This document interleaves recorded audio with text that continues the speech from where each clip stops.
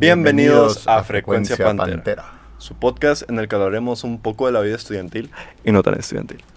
Y en esta ocasión tenemos al invitado Andrés Cota, como no, científico y divulgador. ¿Divulgador?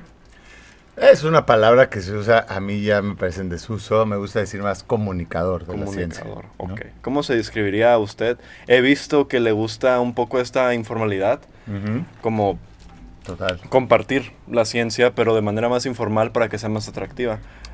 Sí, Cuéntanos. o más humana, ¿no? Más O sea, humana. yo creo mucho creo que lo tenemos en cualquier precedente de estar con tus amigos, amigas, en un entorno, digamos, no formal, ¿no? Puede ser un restaurante, puede ser un lugar, un cine, no sé, un lugar público, pues, Ajá. platicando lo que sea que le interesa a cada quien, en un tono, pues eso, como muy afable, muy directo, con mucho humor.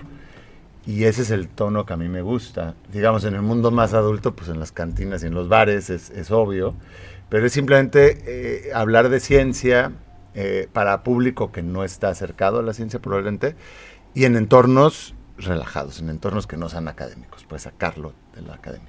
Ok, ok. En espacios no convencionales. ¿De dónde viene esta necesidad de querer sacarlo de lo académico? Viene de que yo tengo, pues crecí con un papá y una mamá científicos, pero cada uno en sus respectivas familias son los únicos científicos, vaya, a la fecha. De hecho, yo creo que son los únicos con doctorado, pues, en sus respectivas familias. Entonces, la familia de mi papá es de Sinaloa, del norte de Sinaloa, y pues, es más gente de campo y, digamos, en diferentes rubros relacionados a la vida más rural. Y la familia de mamá está más tirada a las artes. Y entonces yo crecí muy acostumbrado a hablar de ciencia con gente que no está dentro de los círculos científicos. Ok. Y de tal suerte que entendí que eso es un poco a mí lo que me apasiona y lo que creo que es importantísimo, lo que creo que hace falta en no solo en la ciencia, en muchas disciplinas, que es sacar de la disciplina, hablar con el resto, conectar, vaya, con los otros ámbitos de la sociedad, ¿no? Ok. Y pues cuéntanos ahí para los espectadores, ¿qué estuvo haciendo ahorita en la Flip? De una plática, ¿no? Sí, Más o menos de qué trataba la plática. Justo, pues no sé de qué iba a tratar, al final terminó tratando de platicar un poco de las cosas que yo escribo en mis libros, porque finalmente es una feria del libro. No solo hago libros, tengo un podcast también, tengo unos eventos que son en vivo cada mes en entornos, digamos. Entonces me interesan mucho las diferentes trincheras, los diferentes públicos con los que uno conecta, pero los libros son mi quehacer, digamos, personal, mi quehacer artístico, pues más personal y el que más me gusta. Lo que pasa es que hoy en día la literatura, pues, bueno, no sé si es hoy en día, a lo mejor siempre se ha leído poco, pero eso que se lee es un público muy importante porque es con el que puedes como congeniar de manera más profunda. Entonces, bueno, yo sabiendo la limitante de lo que más me gusta hacer, que es la escritura, o la limitante de alcance, pues también me gusta participar en otros medios, ¿no? También audiovisuales y demás. Pero bueno, acá básicamente vine a contar anécdotas de mi vida. Claro, que cuéntanos. se entiende, no, bueno, a la charla, ¿no? Que se entiende así un poco, pues, lo que a uno le emociona, creo. O sea, okay. Y esas anécdotas que pueden ser chistosas o no, a lo mejor en el momento que te muerda una serpiente o que te pique un escorpión, pues no tiene nada de chistoso en el momento que te pasa. Pero, digamos, si lograste salir avante, a los años puedes revisitar esa historia y le puedes cambiar la pátina emocional, ¿no? Y se puede volver algo chistoso, aunque no haya sido chistoso. Por ejemplo, y entonces yo uso estas anécdotas como para hablar de ciencia, de los animales que me interesan. Por ejemplo, por ahí hay una que no conté hoy, que puedo contar acá, que es el único regalo que me han dado un 14 de febrero, ¿no? Un día del amor y la amistad. Yo no suelo celebrar el San Valentín, pues.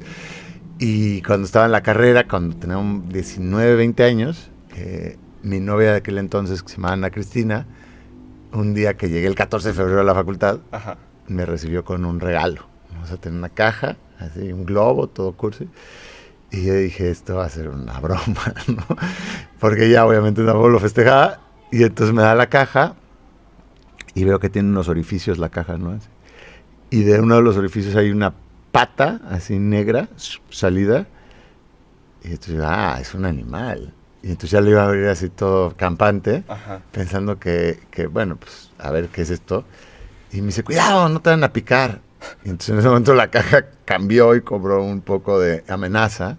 Entonces la abrí con mucho más cuidado y eran 2 escorpiones así, 2 escorpiones emperador negros, así como de obsidiana parecían, lustrosos, preciosos.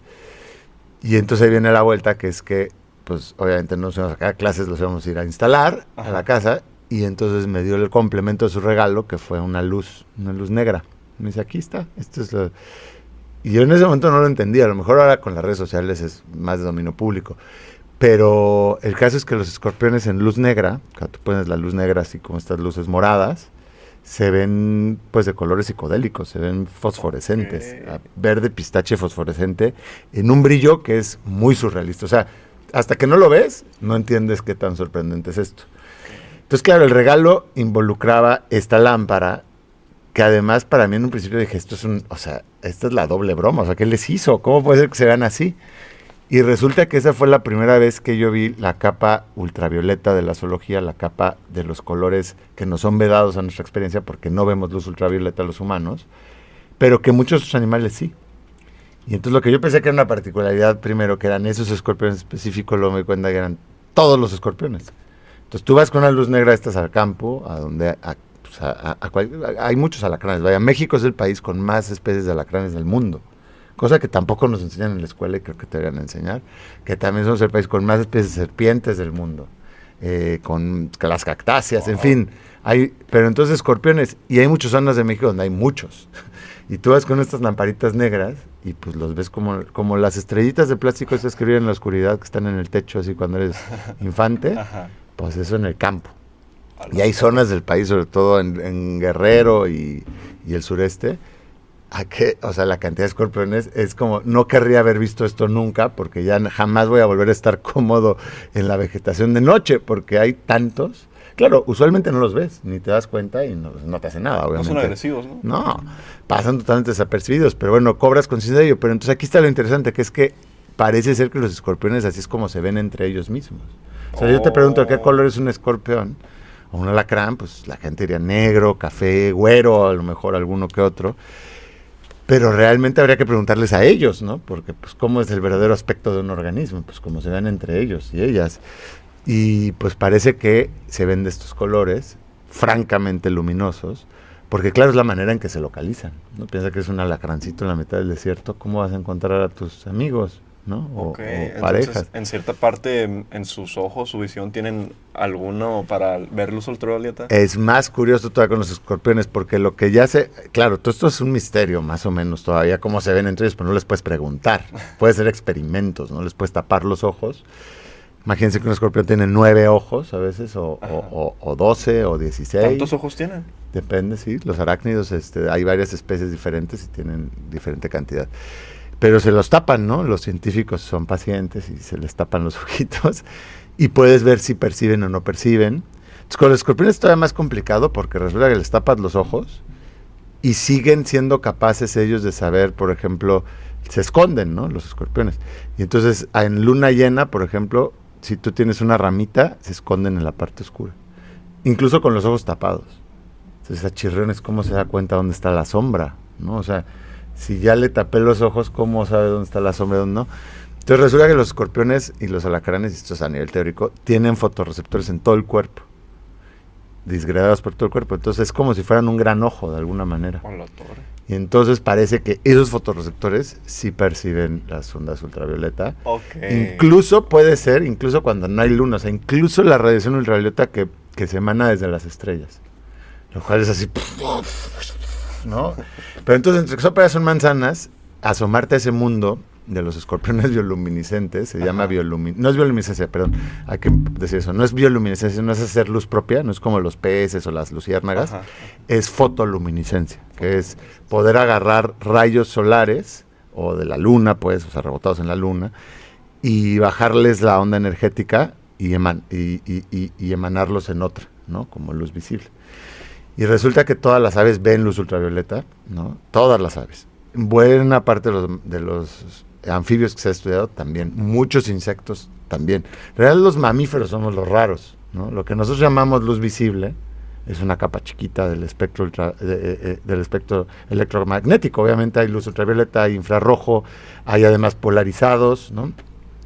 Y claro, llamamos luz visible a lo que ven los humanos porque nosotros nombramos las cosas, Sí. pero realmente muchos otros animales ven otras cosas. Entonces, en nuestro órgano, digamos, o sentido dominante teóricamente, que es la vista, hay colores que se esconden a nuestra experiencia. Eso nada más te sirve para darte cuenta de todo lo demás que no percibimos, ¿no? Imagínate. Entonces las aves, si tú ves digamos, un gorrión así de parque, café, que solemos verlo ahí como un pájaro, pues, vulgarzón, ¿no? Son cafés, ¿no? Sí, ahí, ¿no? sí. Del parque. Pues resulta que entre ellos se ven púrpura, azul, violeta, rosa. Y claro, esos parches de coloración son con lo que ellos se reconocen entre sí. O los huevos, tú ves una canasta de huevos de gallina y son blancos o cafés o rojos, depende de qué huevo sea. Y los vemos como uniformes, ¿no? Como normal. Y dices, ¿cómo será que una gallina sabe cuál es su huevo? Claro, entre ellas, con la luz ultravioleta, se ven de otra manera, tienen patrones. Y así ellas saben cuál es su huevo. O cómo saben las guacamayas cuando van volando a dónde bajar a comer fruta. Porque tú vas volando y hay muchos árboles frutales en la selva. ¿Cómo sabes desde el aire cuáles están maduros? Y resulta que las frutas, pues claro, va cambiando su cantidad de azúcares de la cáscara. Ajá. Conforme va madurando. Y eso en ultravioleta cambia. Las azúcares, sobre todo, las azúcares tienen mucha fotoluminiscencia. Entonces, claro, a lo mejor las guacamayas van volando y desde arriba ven a esas papayas, están en su punto. ¡Pum! Van ahí. Ok. Y bueno, ya nada más para darse una idea también del alcance del otro lado de la moneda. O sea, ¿cómo sabe un búho, cómo sabe incluso un águila, un halcón, dónde está el rastro de orina de un ratón, sus presas, o de un conejo? Y bueno, si han visto CSI o cualquier serie de detectives, sabrán que la luz negra se usa en esos contextos como de crimen, porque los fluidos corporales brillan mucho, ¿no? O sea, la orina, o sea, el semen, ¿no? Okay. Y entonces las águilas ven esto desde el cielo, y ven un rastro así de orina, y pues saben que por ahí hay un mamífero. Así, pues, nada más es una pequeña, ¿no?, pizquita de datos curiosos. Datos curiosos que tú puedes transmitir a través de una historia. O sea, ahorita la de los escorpiones la resumí mucho, pero si la vas estirando, entonces tienes como un arco dramático. Pero además esos escorpiones resultó que en casa se reprodujeron. Entonces la mamá escorpioncita tuvo así a sus bebés acá arriba. No sé si tú has visto un escorpión bebé, pero pues yo diría que son tiernos, pero o sea, son chiquititos así blancos. Y claro, cuando son chiquitos todavía no brillan. Empiezan a brillar hasta que se les hace el exoesqueleto. Ok.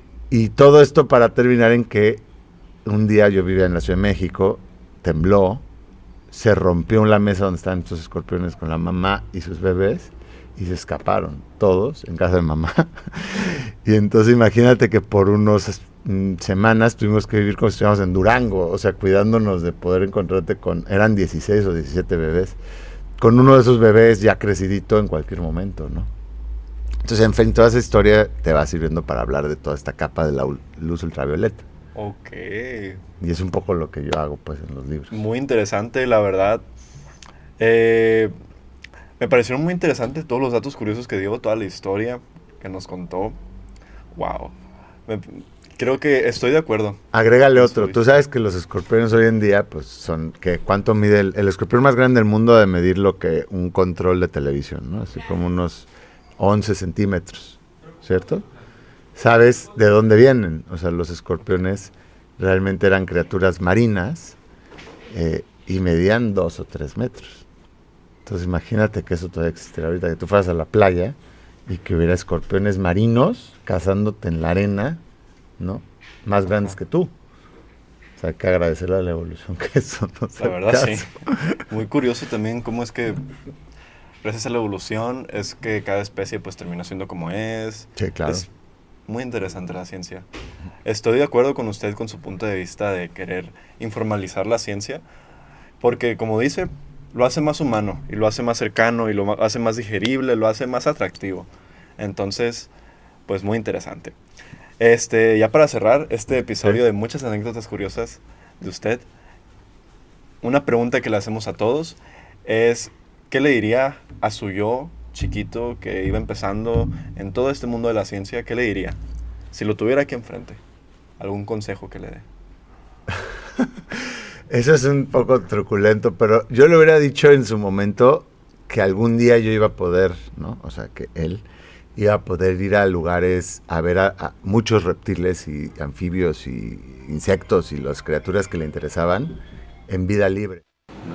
Porque a lo mejor si yo hubiera sabido desde niño que iba algún día a poder ir al Komodo, a la isla Komodo, a ver dragones de Komodo en libertad, pues a lo mejor no hubiera tenido tantos animales en peceras durante 20 años, ¿no? Porque realmente yo, pues eso, por muchos años tuve muchos bichos.